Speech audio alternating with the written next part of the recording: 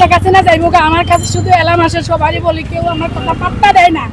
দেশে মহামারী আসতেছে, 6 মাস আগ ধরে এলামে শুধু শুনি, আকাশ থেকে কথা বলে। ওরা এটা জানাই দেয়, এরা জানাই দেয়, দেশ ধ্বংস করে পেলামু, পানিতে বাসায় পেলামু। আমার মতো মহিলার জায়গা নাই। আমি আজকে কত মাস বলতাছি শেখ হাসিনা চলে যাবো, বলে দিছে তোকে শেখ হাসিনা চলে যাবো। আবার বলছি দেশে ধ্বংস করে ফালাইবো, তোরা ইমান গ্রহণ কর, কালেমার দাওয়াত দে। কিন্তু আমার কথা কেউ পাত্তা দেয় না। আমি আরে একটা রাত্রের জন্য এই মসজিদে থাকতে দেয় নাই। আমি মহিলা মানুষ, 10 ঘন্টা রাস্তার মধ্যে কামছি। আমাকে একটা ফেরেশতার মতন মহিলা আসি আমাকে রাস্তা পার করে দিছে। আমি রাস্তা টাকা সব কিছুই ছিল না, আপনার মানিকের মতো খালি হাঁটছি। আপনি কোথা থেকে এসেছেন, কেন এসেছেন ঢাকা? নাই, ঘর নাই, সংসার নাই, কিছুই নাই। শুধু আমি ইমানি পতাকা উড়ামু, ইমানের দাবাত দিব, কালেমার দাবাত দিব। তো আপনি বাসা কোথায়, আপনার বাড়ি কোথায়? আমি কিছুই বলতে পারি না, আমি জানি না কিছু। তারপর আপনি তো বাসা কোথায়? তো আপনি জানেন না আপনার বাসা কোথা থেকে এসেছেন? আমি যেদিন পতাকা উড়ামু সেদিন আমি বিস্তারিত সব ভাঙমু। আমার কাছে দলিল আছে, পত্র আছে। হুজুরের কাছে আরো 1 মাস আগে আমি একটা পত্র দিয়ে গেছি, আমার উত্তর আইছে আমি পাইনি। কি প্রশ্ন করেছেন, প্রশ্নটা করেছেন কি? আপনি যদি খোলা সময় বলতেন তাহলে তো বুঝতে পারতো। এদিকে একটু আপনারা বলবেন। আমার কথার দাম ছিল না।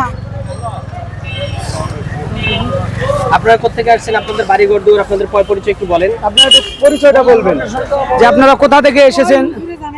হুজুরে জানে, আপনারা একটু বলেন। হুজুরে তো আমরা জিজ্ঞাসা করতে পারি না। আপনারা পড়তে দেন, আমি আমি মরে যাইতে আছি এগুলো টেনশনে। কি হয়েছে? কি হয়েছে? সবারই পড়ে ভাই আপনি একটু বলেন তো, ঘটনাটা কি ঘটেছে একটু বলুন। ঘটনা কি ঘটেছে? বিসমিল্লাহির রহমানির রহিম। আল্লাহ বিসমিল্লাহ।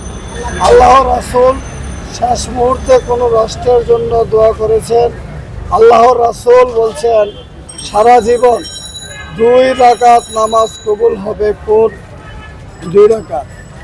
বলেন নাই জাতীয় পতাকার রং সবুজ এবং লাল কেন? হিজড়া কেন সৃষ্টি হচ্ছেন? হিজড়ারা 2টি জিনিস কম কেন? পুরাতন নদীর সাথে কিয়ামতের সম্পর্ক কি? পুরাতন নদীর সাথে পাহাড়ের সম্পর্ক কি?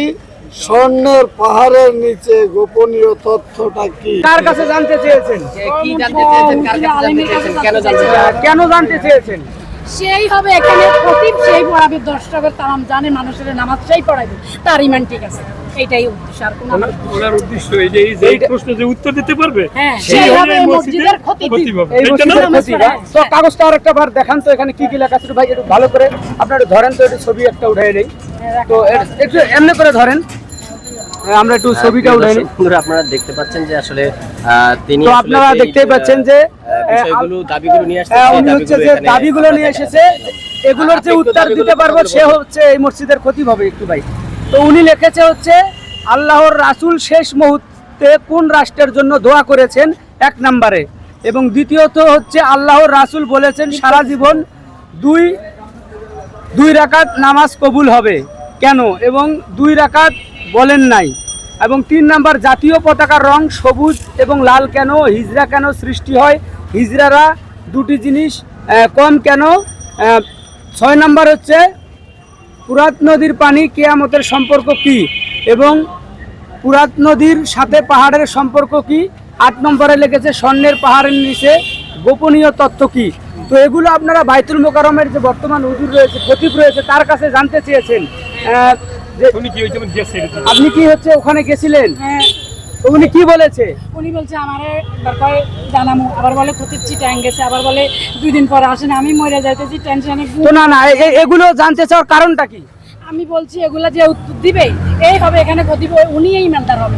উনি ইমানদার। তা এখন কি আপনাদের এত মুসল্লি এখানে, তাদেরকে কি ইমানদার মনে হচ্ছে না যে এখন যে বর্তমান খতিব? তো উনিও তো পারে, আমি তো সারা পৃথিবীর মানুষের প্রশ্ন করতেছি, আমি তো শুধু হুজুর করে বকতে সবাই তো একজন রাস্তার ফকির, উনিও সেই উত্তরটা পারে। আল্লাহর লীলা খেলা অনেক বড়, বিশাল, বুঝার শেষ নাই। খতিবের আর জ্ঞান দিছে কি রাস্তার ফকিরে দেয় নাই? আল্লাহ ফকিরে আল্লাহ সবাই দেয় নাই। আমি নারী আমারে জ্ঞান দিছে, অন্য পুরুষকে দেয় নাই, দিছে, কিন্তু মানুষ বুঝে না।